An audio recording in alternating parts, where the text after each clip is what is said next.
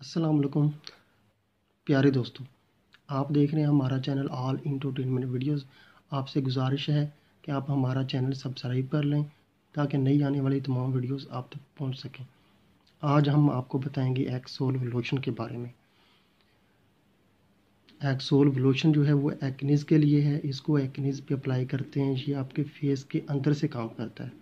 Start में आपको इससे लगाने से जो है पस आ सकता है आपके पिंपल्स में, क्योंकि ये एक्नीज़ को सॉफ्ट करके बैक्टीरियाज और पस को बाहर निकालता है, तो इससे पस और एक्नीज़ ज़्यादा होती है। लेकिन घबराने की ज़रूरत नहीं है। एक हफ्ते तक आपके तमाम पिंपल्स में जो भी पस होगा वो निकल जाएगा और आपके पिंपल्स जो हैं वो क्लियर हो जाएंगे, फेस से साफ़ हो जाएंगे। आपने इसको 1 माह तक इस्तेमाल करना है। इसकी प्राइस है 160। आपको पाकिस्तान के किसी भी मेडिकल स्टोर से ये आसानी से मिल जाएगा।